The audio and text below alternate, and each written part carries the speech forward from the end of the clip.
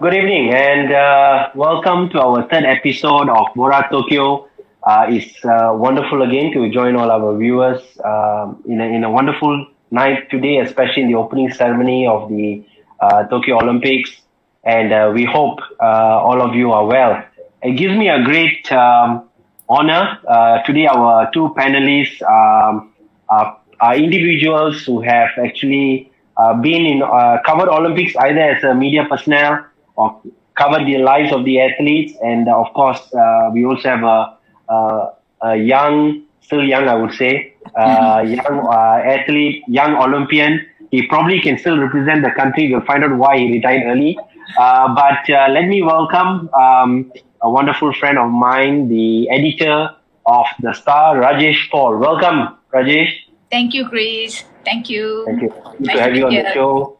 Yes, I'm sure many of you who been reading The Star, you will know Rajesh Paul. I think she just completed 24 years at The Star publication, and she also have won numerous journalism award over the years. And people know her as a badminton writer of insights of badminton and so forth. So it's great to have her on the show. And of course, the one and only Brian Lomas, Brian Nixon Lomas. Welcome to the show, Brian. Thank you, Yeah, Chris. it's good to have you on. How are you? For those yang tak kenal Brian, maybe people of my age, we all know who Brian is. Maybe the younger ones, or for sure, might not know Brian. But Brian is he was our youngest athlete to compete in the 2004 Athens Olympic. Youngest, correct, Brian? Youngest, huh? Yeah. He was only 14 years old, Correct. and he's been involved in diving for a long, long time. He was Sarawak Sportsman of the Year from 2005, 6, 7, 2011, 2012.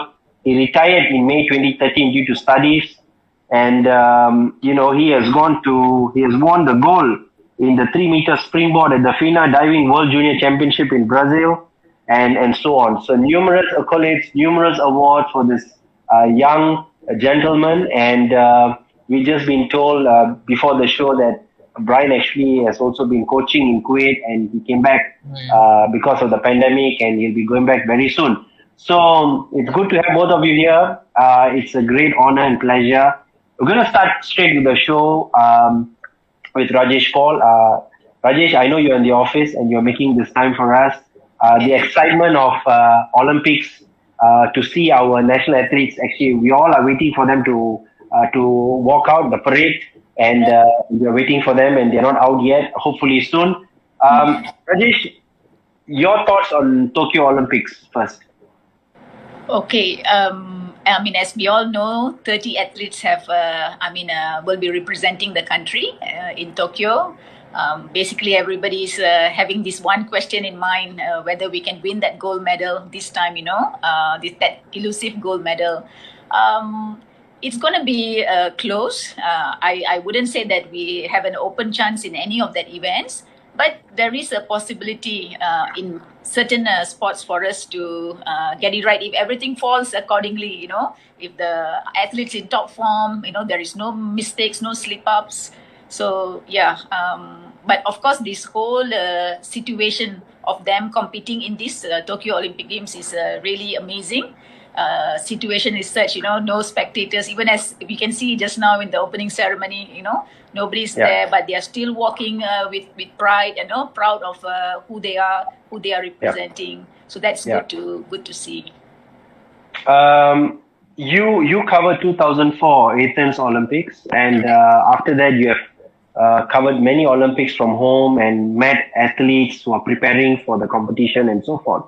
Now, with this pandemic that's happening, how tough it's going to be for even the media personnel to do their daily job? Oh boy, I think it's going to be really, really tough. I salute all those of my colleagues who are there in Tokyo right now. Even the process of getting that accreditation to go to Japan was not easy at all. There were so many documents that they had to fill up. And even being there in Tokyo, there is no freedom, Chris. They are journalists. We would like to move around freely so that we can interview athletes. But now there are so many restrictions. you would have to even pre-register even before going to the venue to interview the athletes. So, and it goes first serve, first basis. So if you miss it, then you will be in Tokyo, but you will not be in the venue to interview the athletes. So there are many challenges like transport, travel. On top of all this, because you need to move around and you need to be so conscious and cautious about the virus as well, So taking care of your health, taking care of your business, meeting the deadlines. Oh boy, just too many things to think about. Definitely tough situation. Brian merupakan pembawa bendera pada tahun 2004 di Athens, and you are the flag bearer. What was that feel, that moment, that memory of being the flag bearer, and you only 14 years old then? It's mixed feeling lah, I would say, because I felt nervous. It's about first time again. I was also selected to be the flag bearer. I mean, every time I think about it, when we walk into the stadium, it still give me goosebumps. So memang sorakan daripada penonton dekat sana. So it was amazing experience lah. Sebab ini memory yang saya tak boleh nak gambarkan kepada semua orang. It's really good experience, especially dapat diberi peluang untuk jadi flag bearer. So yeah. Great. Brian mewakili negara 3 Olimpik, 2004, lepas tu 2008 dan 2012. Ya, betul. Transisi from those Olympic moments, 3 Olympics, how different was it? I think the first one is the best one. Sebab less pressure, I was young, so no pressure. I was there to just try my best. And then 2008, saya ada sikit expectations, tapi malangnya I didn't do well in the competitions. So tak berjaya masuk semi-final. And then 2012 is where I was more focused sebab for the first time I qualified for 2 events. The 10 meter individual event, my favorite event, lepas tu 3 meter synchronized event. So untuk masa di London Olympic, my focus was 3 meter synchronized event sebab 4-5 months before the Olympics, saya dengan partner saya menang bronze medal dekat World Cup diving. So we were so confident. We thought that we could bring something back lah. Tapi unfortunately lagi sekali gagal untuk bawa balik apa-apa. Dan actually masa training camp heading to the Olympics, me and my coach, we focus a lot on that particular 3 meter synchro punya event. So sad lah. It didn't go as planned. Even my individual event 10 meter pun sama, miss one spot for the semi-final again. So very disappointed lah. Okay. Rajesh, let's talk about the Malaysian athletes overall. I know today you spoke about it's time, like people like Azizul and all these athletes being there over the period of time. Maybe you can summarize from a media perspective, those athletes were there, people like Pandalela, Azizul, Junyong and all these people. How do you see, what do you think is going to happen to these individuals given this current pandemic and the toughness competing in the competition without fan support and all the situations they are in, with such sports bubbles, strict SOPs, and the constant fear that whether one could be tested positive for COVID-19? Yeah. I think what can make a difference for this group that we mentioned is their experience. Azizul, Pandalela, Junhong, and Peng Sun, Liu Ying, they have been there for many games and they have been competing for a long time. So I think what is distinct about these athletes are they are very adaptable. So they have experience in some way being in a closed area, the training that they have done.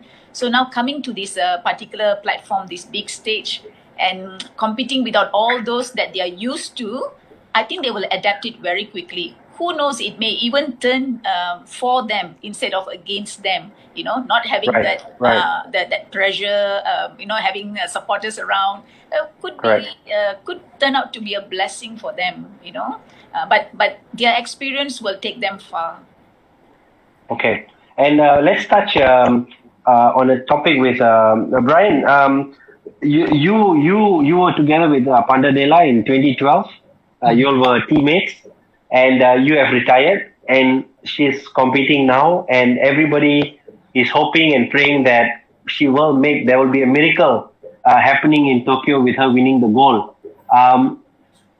Walk us through, bagi kita sedikit imbasan mengenai squad diving sekarang dalam keadaan semasa. What do you think will happen?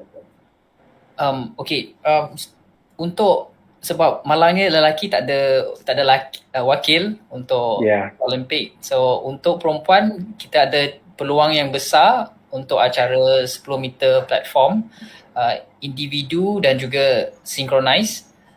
Kita tahu gandingan Pandalela dan juga Leong Manyi kali ini, so mungkin boleh bawa balik pingat. Untuk emas tu saya cakap mungkin agak sukar sikit sebab China is there. So perlu ada sikit luck and perlu ada sikit miracle for them to beat the China punya team. But they performed.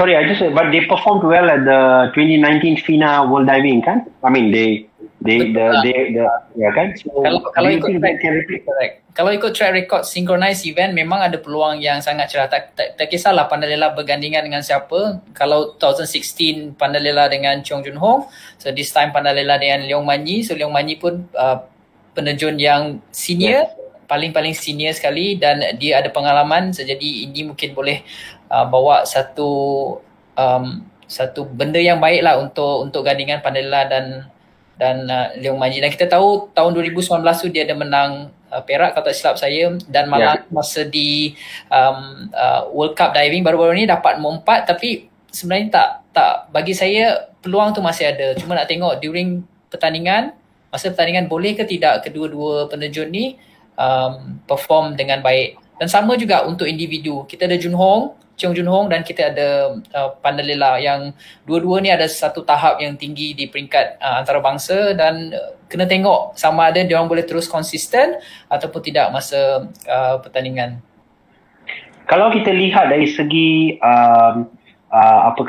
dari segi competition yang mereka akan dapat daripada penerjun-penerjun lain di dunia, seperti China dan US dan sebagainya.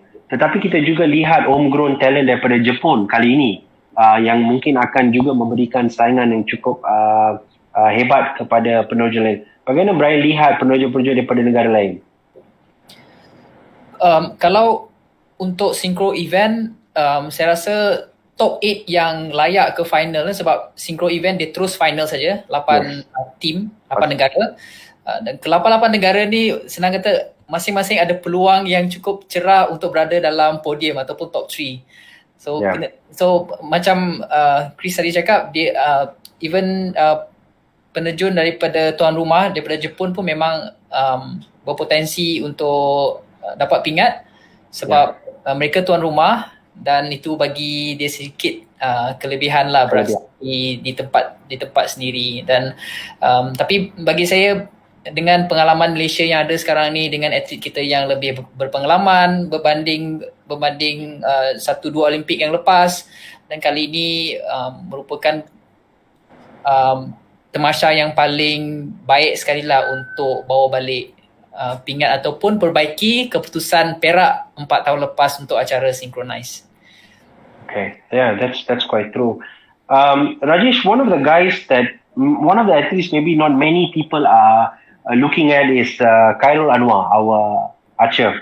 Maybe we can talk about him a little bit, because I noticed not many people are actually talking about him or looking, thinking what he can achieve. But I wouldn't be surprised if Khairul Anwar actually could come back with a medal, because he's been very consistent with his performance. Correct. And he won the silver in the 2019 World Championship in Netherlands. And do you think he is actually at the right time now to to win a medal in the Olympics. Yeah, you are right in saying that he has been one of the consistent archer in the country lah. In fact, when Coach Lee Jae-hyung came into the picture, he was one of the pioneer group that Coach started with. So he has overstayed many, So and he did well in the first two Olympic Games. He did reach the quarterfinals, sparking that hope. But of course in the 2016 Rio Games he didn't do that well, but that is because he had this shoulder injury that he was carrying. For a archer to be able to compete for a long time, definitely the toll it will take its toll, and his shoulder was really a problem for him. But for him, despite that, coming out of that injury, taking a low profile after that Rio, and then coming back to win a silver medal in 2019 talks really a strong. This is a person with a strong resolve. He's very determined, and I know him over the years. He's a very determined person. So he's totally an underdog in these Olympic Games. But today he was not at his best as well during the ranking round. Maybe he's still edgy and trying to find find his footing. But hopefully he regains. It all boils down to his confidence, Chris. I think for him, just that right feeling for him. I think he has the talent in him. It's just a matter of getting it right. I hope he will make it, because I really want him to to show that archery is just not a sport in the country that is not making any difference. I think it's absolutely right. We hope that he will make it this time. Age is also catching up on him, and this could be the moment. Like what you said, I think in Netherlands he probably lost by probably 21 points or 10 points for close. the medal. Very close. Brian, one of the things that we talk about, like in the previous two episodes we had with Manindranjit Singh, our former national captain, and then we had Ismail Saman on day before yesterday with Dr. James Silveraj, shuttlers. Now, we spoke about mental toughness. We spoke about how tough one has to be mentally. Even then was already difficult. What more now during pandemic, kan? Lebih susah, kan? Tak ada penyokong, environment tak ada, tak boleh makan dengan kawan-kawan, tak boleh bergambar dengan selebriti yang ada di sana. You're on your own and following the bubbles. And given that, and you're forever thinking about this COVID-19 situation that's happening around the world, especially in Tokyo, what is the most important element untuk atlet yang sekarang? Tahu tak ada sokongan apa benda, seorang di stadium dan sebagainya, dan cabaran mereka as an athlete. What do you think will be going through their mind? Mungkin kali ni seperti yang semua tahu, sangat-sangat berbeza dan tak ada penyokong, sebab kadang-kadang penyokong ni boleh buat kita gemuruh, dan pada masa yang sama penyokong boleh buat kita perform ataupun cabar diri sendiri, sebab kadang-kadang performance ni pada perasaan gemuruh ataupun perasaan takut sikit. So kita boleh keluarkan yang terbaik lah dalam diri kita, tapi tanpa penyokong ataupun dengan keadaan COVID, bagi saya sedikit sebanyak akan menjejaskan sedikit lah dari segi mental. Tapi saya rasa atlet-atlet yang dah bertanding di peringkat tinggi, terutamanya dah cukup berpengalaman di Sukan Olimpik, saya rasa ini bukan satu benda yang atlet ni tak boleh nak bawa. Saya rasa dia boleh bawa sebab dah banyak competitions yang mereka pergi di peringkat dunia, dan kali ini diorang boleh dengan kekuatan mental yang diorang dah bertanding di luar, dan apa yang dia dah latih di masa training, dan saya rasa mereka boleh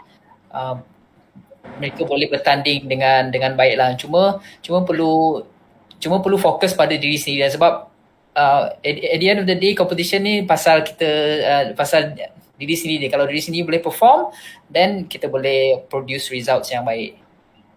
Okay, yeah. Rajesh, we'll come to definitely your favorite sport, and to get your insights. Our badminton team, you have journeyed with them for many years, and you know the game. I think you're one of the individual in Malaysia who knows the team in and out and also the players personally. What do you think is going to happen with our badminton team? Oh boy, what a tough question, Chris. Oh boy. I mean, this is like we have been so used to Lee Chong Wei being in the Olympic Games, right? When he's there, we are so dependent on him. Now we have a mixed team in a way. We have youngsters who are ready to take the baton and move forward, and we have one or two who have been there for some time. So we need to be fair to this team. Of course, if they win a medal, especially the debutants if they win a medal, then it will be a really great boost for their own themselves. But if they don't, I think there are many years ahead of them. Having said that, I think Lee Zijia in the men's singles has really sparked a hope. Prior to that, right, everybody was like telling there is nobody is ever going to replace Chong Wei. It will take 10 years, 15 years. And here comes this boy who made a stand, saying that, hey, look, I'm here. I can also play. So which is a good timing for him to come up during that All England. Lee Zijia defeated Kento Momota and Victor Axelsen at the rounds to All England. I think it was a shock to them. They never probably expected this young boy from Malaysia, and it really shocked, I would say, the world of badminton at this point in time.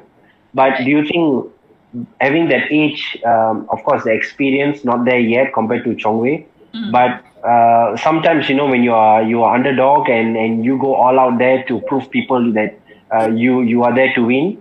And will you be surprised if Lee Zijia once again beats people like Cheng Long and makes it to the finals or something like that? No, I don't think so. I will be surprised, Chris, because he has, for a player to have reached that level, it's not only beating Kento and Axelsen, it's the manner he defeated them, full of confidence, and his shots were so accurate, so precise, so that it is that the level is there. How he handles himself, now there is a little bit more expectation on him. So managing that, dealing with that, and trying to, reproduce the same thing or even better than that, it is a challenge. So if we can handle it in a calm way, knowing that the whole Malaysians, the fans are behind him, I think it's possible. But we are looking at him alone, but the opponents are also mighty strong, Kento playing at his own home. I think he has really prepared. Chen Long, we do not know his strength. And that guy is really tricky. He's the one who crushed Chong Wei at the last Olympic Games, Yes. So, because these players also have not been playing in many international competitions. Correct. And everybody has been keeping the secret weapon and in their home ground and, and waiting to unleash them at the Olympics. But also, Rajesh, let's talk about the home team. For example, Japan, with Park Ju-bong, with Tan Kim-hee, and some of our national players who are there. And then you look at how consistent the Japanese badminton shuttle has been in the couple of years, performing in a lot of the international competitions, even our very own Malaysian Open, Correct, do you think Japan will be there definitely to win the medals, but also to make their presence felt? Yeah. I will not be surprised if they win a medal in every event, because they have the depth of that in that team, Except for mixed doubles, they have a maximum qualification. That means 2 in every event. So and both of the representatives are very strong. You want to knock down one doubles pair, men's doubles pair. There's another one. The women are so strong. So it's going to be a challenge. Yeah. Brian, let's look at a bit of the overall competition in terms of diving. Besides Malaysia, our pair Pandalela and Jun Yong and all the rest, siapa lagi yang you rasakan daripada negara-negara yang kemungkinan besar akan menonjol atau atlet muda yang akan menonjol dalam sukan Olimpik ni? Untuk terjunan? Yes, definitely untuk terjun. Kalau Brian nak bagi tahu pasal badminton pun boleh. Sifu ada. Brian bagi aja nama, kita counter share dengan Sifu sana. Okay, untuk mungkin saya bagi untuk pecah kepada acara lah. Yes. US memang tim yang kuat, dia banyak tim-tim muda kali ini saya tengok. Dan tak dilupa juga kalau acara 10 meter perempuan individu ataupun synchronize, North Korea pun sebenarnya tim yang kuat juga sebab tim ni pernah menang masa World Diving beberapa tahun yang lepas untuk acara individu, dan sebenarnya negara-negara lain macam Australia pun kuat. Selain daripada tu, yang boleh bagi saingan kuat ialah Great Britain lah. Great Britain pun antara dia ada lelaki perempuan pun masing-masing ada squad yang cukup kuat, dan mereka boleh bertanding ataupun bagi cabaran untuk top 3 punya tempat. Kalau secara keseluruhan saya rasa untuk dapatkan medal kena banyak beat negara-negara yang kuat lah macam yang saya sebut tadi. Dan selain daripada tu ada lagi kadang nama-nama yang sebenarnya kita tak pernah dengar. World Cup dia tak pernah datang disebabkan pelbagai faktor lah kot. Dan mungkin dekat Olimpik ni dia boleh perform dengan baik. Germany pun saya lupa nak bagi tahu tadi, pun antara negara yang kuat bukan saja dekat lelaki tapi untuk wanita punya acara. Right. Brian, kita lihat saya rasa dalam beberapa persatuan yang sebenarnya menyediakan atlet untuk Tokyo ni, saya rasa ASUM memainkan satu peranan yang cukup penting kerana mereka selepas Persatuan Bola Sepak Malaysia dan MFL dan BM, mereka juga menyediakan satu plan kertas kerja kepada Majlis Keselamatan Negara MKN untuk memberi kebenaran for the divers to leave the country, I think in 2019, for them to compete in FINA, to continue training overseas dan sebagainya. Apakah Brian rasakan proses itu yang dilakukan itu juga memberi satu advantage kepada macam pada Lela, Nur Dabita, Junyong dan sebagainya? Saya rasa sedikit sebanyak akan membantu sebab kita memang daripada dulu lagi banyak keluar negara, contohnya ke China untuk training camp, sebab di sana bukan hanya facility tetapi secara keseluruhan disiplin atlet lah, tak banyak distractions coach kata. Kalau berbanding kita di Malaysia, dekat China memang fikir 100% ialah training. Even hari Ahad pun kadang-kadang pagi coach kata okay kena buat strength training, so boleh kata hampir setiap hari ialah latihan. Jadi tak banyak masa untuk buat benda lain dan tak banyak masa untuk bagi alasan untuk tak datang latihan. Dan bagi atlet saya rasa ini memang cukup bagus lah, sebab dia boleh kuatkan mental, letih tapi boleh kuatkan mental, dan pada masa yang sama training tu cukup padat dan cukup lah untuk ke peringkat yang tinggi seperti di Olimpik. Yeah, thank you Brian. Rajesh, let's talk about Azizul Hasni Awang, our okay. man. Yeah, he's been in Melbourne for many years, training under the high performance development program, and reigning world champ in Kiran event. He's been a role model for many young people. We can see the younger cyclists are coming through, looking at him as a world champ as well. Correct. And many are saying this could be the moment, or this could be the Olympic that Azizul could deliver the gold medal. What are your thoughts on that, Rajesh? I hope he will do it, Chris. I mean, that's my wish, I mean, of course, everybody wants to see him do it. But it's not going to be easy at all. In cycling, especially in Kirina, it's so tactical. It's and his company in that particular event, they are mighty strong as well. So it's not going to be easy on him. But having seen how Azizul has prepared for this particular Olympic Games, he's going to peak at these Olympics. I mean, that's his plan, and the confidence that he has executed, in building up towards these Olympic Games is really amazing. Even if he doesn't make it, he deserves all the applause and for his commitment in the sport lah. He's truly a great ambassador for the sport.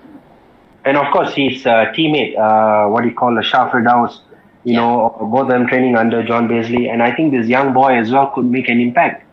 Correct. Yeah, you cannot rule him out. You see, and to have somebody, who's snapping at the heels of Azizol, it's good because it also takes that pressure a little bit off Azizol. He has been going for the Olympic Games since 2008. The Lone Ranger who's trying to make a difference for Malaysia. The short stature but standing against all these towering athletes, and to have another person there who's equally determined and good. I think it will reduce his pressure a little bit in a way, to have a good company from the same team. Yeah, and let's also look at Lee Hapwe. Being there, I mean, it definitely is going to be a very tough competition. He's been proving himself at the national level at Southeast Asian Games, and so forth. But being qualifying to Tokyo Olympics on merit is also it's a personal achievement. And how do you see Lee Hapwe performing at the Olympics? You see, for him, the struggle was there were not many competitions for him to test and to see where he stands. And early this year, he had COVID positive. That took a little bit more time off his training as well. The build-up seems there are hiccups here and there. But Hapwe is a determined person as well. Let's see whether he can, at least clear that personal best so that he can go into that final. I think once he's in that final, the top 12, I think, probably then there is a chance because it's a fresh attempt, isn't it? So, yes. Yeah, let's hope that, he can pull through. Yeah. Okay. Brian, apabila Brian mewakili negara, from 2004 and 8 and 12, the 3 Olympics that you competed, from a sports science perspective, banyak development, banyak research dah dibuat. Dan sekarang we are talking about mind games, people can read data analysis dan sebagainya, data care provided for athletes. Mereka dah boleh buat neuron studies menggunakan so many scientific to see whether you can even peak at the right time or become champion. Of course, in 2004, technology was not as what it is today. Today, we're talking about artificial intelligence, kita talking about data dan sebagainya.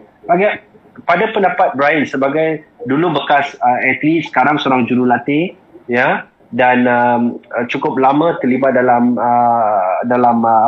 sukan diving. Bagaimana Brian sendiri melihat secara peribadi sains sukan ini? Bagi saya, sains sukan ni dah banyak membantu dari segi prestasi atlet. Kalau kita tengok sekarang dekat mana-mana untuk sukan terjun, coaches sekarang akan bawa satu iPad yang mana dia akan satu coach akan rekod masa training ataupun masa competition, akan rekod semua terjunan daripada atlet tersebut, dan lepas tu akan tengok balik terjunan tu sama ada lepas training ataupun semasa lepas satu terjunan tu. Jadi mana-mana kesilapan yang kadang-kadang kita tak boleh nak tunjuk dekat atlet ataupun kurang faham untuk atlet tu, dia boleh tengok sendiri dekat dalam video tu untuk memperkemaskan lagi terjunan dia ataupun kesilapan dia. Saya rasa benda ni nampak simple, nampak satu handphone ataupun nampak satu iPad saja, tapi sebenarnya banyak sangat-sangat membantu lah. Even sekarang ni bukan saja China, Malaysia pun ada menggunakan benda yang sama juga. Sebelum ni saya dengar Malaysia ada satu replay punya video untuk sistem untuk divers kita tengok semulalah semua jenis terjunan dia. Dan sebenarnya bukan dari aspek ini sajalah, banyak lagi yang sains sukan boleh buat untuk mempertingkatkan prestasi atlet. Cumanya kalau dibandingkan dulu dengan sekarang, macam kita dibesarkan dengan sistem ataupun style China. So masa tu China punya coach kurang yakinlah dengan mental training ataupun psikologi punya, sebab dia percaya ialah untuk menang ialah training 10 hours, 11 hours ataupun lebih kepada kuantiti lah. Tapi sekarang ni saya rasa ada perubahan sikit, sebab mental training is part of untuk atlet tu pergi lebih tinggi lagi. Sebagai contoh, dia dah capai 90% dia punya tahap, dan untuk 10% lagi sebenarnya bukan kepada teknik dia, ialah mungkin dari segi aspek mental tu. That 10% untuk seseorang atlet tu capai another 10% untuk dapatkan contohnya 100%. Right. Jadi untuk Brian sendiri sebagai seorang atlet 2004, 2008, 2012, peningkatan saya suka untuk Brian, berapa banyak perbezaan Brian lihat apabila Brian sampai untuk mewakili negara pada 2012. How much was the difference as an athlete that you saw personally? Tak banyak perubahan sebab masa 2004 Olimpik pertama saya ataupun masa zaman tu ialah tak banyak video yang saya boleh tengok. Even kalau saya nak cari balik video terjunan saya 2004 memang tak ada. Sayang sikit lah. So anda semua kat rumah tu boleh tahulah betapa dulu tak banyak dari segi teknologi yang digunakan. Dan bila 2008 pun masih tak banyak video yang saya ada. Cuma 2012 dah nampak perubahan yang banyak sebab between 2010 ke 2012 coach kita dah guna iPad untuk rakam kita punya video, dan sebenarnya itu banyak membantu sebab kadang bila coach bagi penjelasan dekat kita tak dapat tengok dengan jelas. So dengan adanya bantuan teknologi sekarang ni, kita dapat lihat lebih jelas dan kita tahu mana yang mana problem yang kita nak tangkap. Jadi sepanjang kerjaya saya yang saya dapat lihat ialah tahun 2009-2010 lah bermulanya lebih banyak lagi penggunaan dari segi teknologi ni. So sekarang apabila Brian menjadi seorang jurulatih di Kuwait, apakah Brian juga disediakan dengan teknologi seperti ini untuk membantu anak-anak muda di Kuwait yang berkecimpung dalam bidang terjun? Sebab kita berlatih dengan national team dekat sana, satu tempat. Jadi untuk development program ataupun club yang saya pergi tu, dia tak ada sistem yang besar ataupun iPad untuk saya guna, tapi biasanya saya akan guna sendiri punya handphone untuk rakam lah terjunan budak jika perlu, sebab saya banyak mengajar masa tu, mengajar budak-budak kecil. Dan untuk mengajar budak kecil ni ada teknik yang berbeza sikit. So kalau kita banyak sangat video, nanti budak ni lebih atlet muda ni dia lebih cepat hilang fokus tu. Jadi banyakkan training yang saya buat masa development program tu ialah lebih kepada interaksi dengan budak dan untuk pastikan atlet dari segi disiplin tu kita boleh kawal lah. So itu yang aspek paling penting. Betul jugalah Brian, because mungkin atlet muda ni akan ambil telefon jurulatih main PUBG ke, gamer kan. So nanti baik you jangan bagi you punya telefon dekat penerjun muda ni semua ni, you simpan dengan you. Rajesh, let's look at in this process of preparing the contingent, a lot of government agencies are involved. We have the Olympic Council of Malaysia, we have ISN, we have MSN, KBS, and so forth. Now, and I suppose other national associations are also the same in other parts of the world. Government agencies lending their hands to do what needs to be done. And we have always over the years had this Olympic grant. We have had this special budget approved by the Ministry for Olympic Preparation. And we can see the fact that they approved a $13 million bike for Azizul at this Olympics. It says a lot. Now, all this at the end of the day has to come to a result. And those target was set by KBS, 1 gold medal and 3 other medals from different sports. What are your thoughts on that? Especially on the role of ISN, MSN, OCM and so forth. So you're basically asking whether the money that has been spent, is it justified, right? In that context? No. Well, I know for preparation it will be definitely justified, but we look at the role from ISN, for example, providing the data package, the performance, sport analysis, and this is growing. And now ISN has been revitalized and so forth. On that angle. Okay. Even like this question that you asked to Brian, right? We can compare from those days to now, right? Definitely we can see that the investment in technology, in all these, they call it to to gain that extra in training Yes. for the athletes. So you Yeah. need to look into all these scientific things. Approach. Better coaches, quality coaches, and better system, better facilities. Of course, it all takes a lot of money as well, to spend on it. And then the expectation of the end product, what are the results? It becomes higher. So I guess for this particular Olympic Games, there are certain sports where the government has invested a lot and pulled a lot of resources in their preparation. I guess the expectation will be higher for them to see that reward, to reap that reward lah. So if they return without a single medal at this Tokyo Olympic Games, then you will wonder what has happened or what has gone wrong, because so much of resources has been put into it. Yes. I don't know whether I answered that, but Yeah, definitely. I mean, when we look at all that's happening around, and from the budget, when I was in NSC, the budget was maybe about 20 million or 25 million. Now it's at 60 or 70 million, and I'm sure for the next Olympics and moving forward, the budget will continue to increase. But when we talk about development structure, do you think that in a personal capacity that we are actually in the right direction? Because now we are prepared. I mean, Tokyo Olympics, then we have the Paris, then we have the LA. So how do you look at the development process? So like if we look at the Olympic Games as the benchmark, right? In the beginning, it was only badminton, so the focus was only there.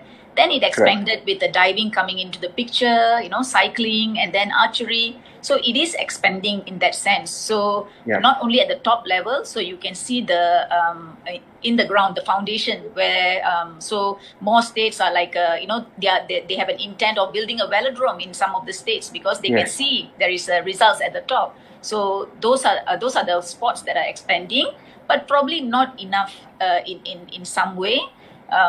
Probably for the next Olympic Games, it shouldn't be only these 3 or 4 sports. Maybe we look into other sports to expand as well, to invest on it, so they also can reach to the higher level. But I think we are on the right track. But maybe the process is a little bit slower than some of the other developed nation. Okay, Brian, bagaimana Brian melihat perkembangan sukan terjun? Pada masa dulu mungkin kita mula dengan 1 atau 2 atlet saja, tetapi kita melihat sekarang ramai atlet muda masih atau dalam proses pembangunan dan sebagainya. Bagaimana Brian melihat daripada tahun 2004 sehingga sekarang, apakah kita berada dalam landasan yang terbaik untuk meneruskan perjuangan dalam sukan-sukan Olimpik yang akan datang? Saya rasa Persatuan ada buat banyak program. Bukan saja persatuan, tapi negeri pun sekarang banyak buat program. Cuma ada setengah negeri yang tak berapa aktif dalam sukan terjun lah. Sebagai contoh yang saya lihat, Negeri Sembilan dulu ada divers, sekarang dah tak ada. Saya agak sikit sedih lah dekat sana. Dan negeri-negeri lain, contoh macam Terengganu, dulu pun ada divers dan sekarang pun masih ada divers lagi, tapi saya rasa tak cukup. Tapi selain daripada tu, kita lihat banyak divers. Sarawak pun banyak keluarkan atlet-atlet muda, atlet-atlet pelapis. Sabah pun ada, Kuala Lumpur dan Selangor pun ada juga. Ada satu program yang cukup bagus untuk atlet-atlet muda ni yang seawal umur 6 tahun, 7 tahun. Sebab dulu saya masuk diving masa usia saya 8 tahun. Tapi masa saya buat part-time coaching dekat Selangor tahun 2013, saya mula mengajar anak-anak kecil dari umur 6 tahun. Ada yang 5 tahun juga dah masuk diving. So memang ada banyak program, dan program-program ni je dah dipecahkan kepada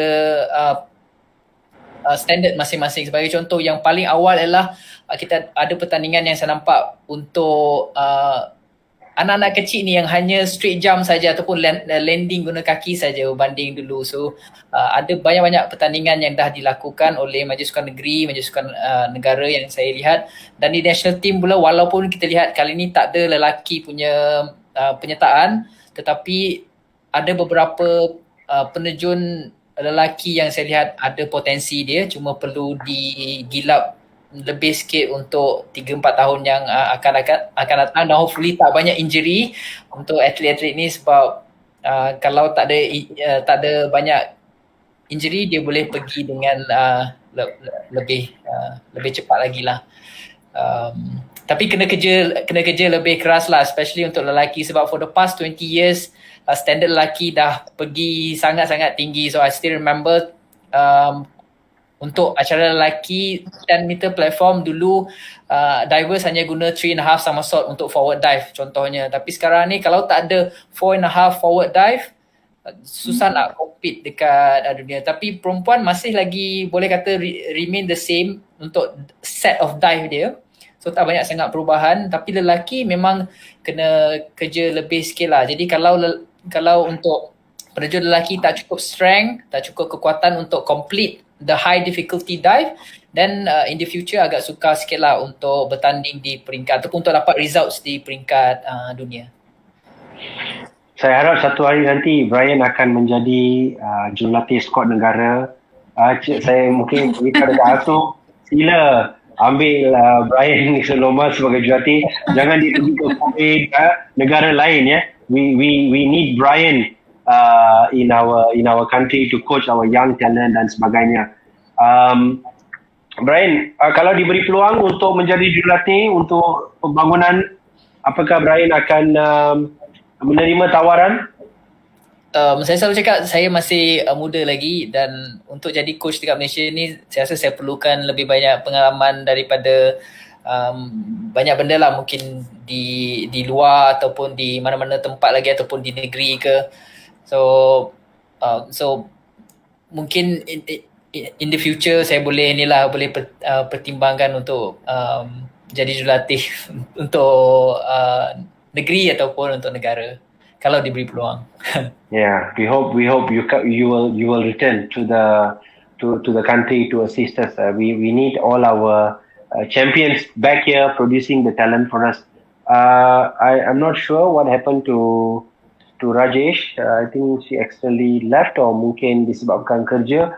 Brian dalam satu kesimpulan boleh memberi kata-kata semangat kepada kontijen negara yang berada di Tokyo, dan juga memberi beberapa pandangan sebagai seorang bekas atlet dan Olimpian negara. Saya sebagai bekas atlet ataupun seluruh rakyat Malaysia mengharapkan kontijen Malaysia kali ini boleh buat yang terbaik, dan sebenarnya kita semua nak lihat Malaysia boleh bawa balik pingat emas yang dinanti-nantikan lah. Tak kira lah daripada sukan mana pun, tapi harap-harap Malaysia boleh buat yang terbaik dan perform masa pertandingan di Olimpik nanti. Sebab semua rakyat Malaysia masih menunggu lagi bila kita boleh dapat pingat emas pertama tu, dan saya harap ini ialah masanya lah. Tokyo 2020 ataupun Olimpik 2020 ni pada tahun 2021 ialah di mana Malaysia boleh bawa balik satu pingat emas dan sikit sebanyak mengubatilah segala yang berlaku yang tengah berlaku, pandemik yang tengah berada di seluruh dunia ni. Dan sikit sebanyak kalau kita dapat pingat pun saya cukup gembira, dan saya harap Malaysia boleh terus maju di sukan Olimpik dan melahirkan lebih banyak lagi Malaysia. Dan satu lagi sebenarnya saya nak sentiasa lihat ialah in the future Malaysia ada banyak atlet-atlet yang hebat dan boleh hantar bukan 30 atlet tetapi ramai lagi atlet di Tamasya Sukan Olimpik, sebab ini adalah Tamasya Sukan Olimpik yang paling besar sekali, dan biasanya satu impian untuk semua atlet bertanding di Sukan Olimpik. Dan I wish them all the best sekali lagi, dan harap semua boleh bertanding dengan baik. Thank you very much, Brian Nixon Lomas, our Olympian for represented the country in 3 different Olympics, FINA gold medalist, junior world champ, and so forth. It's a great honor, Brian, to have you on the show. We hope to see you more often. Thank you so much for your time. Saya juga ingin mengucapkan terima kasih kepada rakan seperjuangan saya, Rajesh Paul. Saya ingat beliau terpaksa keluar awal kerana banyak lagi kerja yang perlu diselesaikan. Beliau merupakan editor sukan The Star, dan the paper has to go to bed, so she's got to get back to work. But thank you so much, Rajesh Paul, and it's a great honor to have you on the show as well. Sebelum saya menamatkan Borak Tokyo malam ini, saya ingin juga mengambil kesempatan untuk mengucapkan salam takziah kepada Datuk Misbun Siddiq yang di atas pemergian isteri tercinta beliau yang berbahagia Datin Latifah sebentar tadi. Semoga Datuk Misbun dan ahli keluarga tabah menghadapi ujian ini. Our deepest condolences to Datuk Misbun Siddiq and his family on the passing away of his beloved wife. Kita tahu pandemik COVID ini cukup cabaran yang cukup kuat untuk negara. So on behalf of all of us, we want to also thank all the frontliners who are fighting the battle, kepada semua doktor-doktor, jururawat, hospital attendant, semua yang terlibat dalam cabaran COVID-19. Stay safe, and we hope to continue this journey wherever you are. And to the squad negara, kita ucapkan selamat berjaya. Teruskan perjuangan yang belum selesai demi Malaysia. Majulah sukan untuk negara. Kita jumpa lagi dalam episod yang akan datang dalam Borak Tokyo 2020. Terima kasih.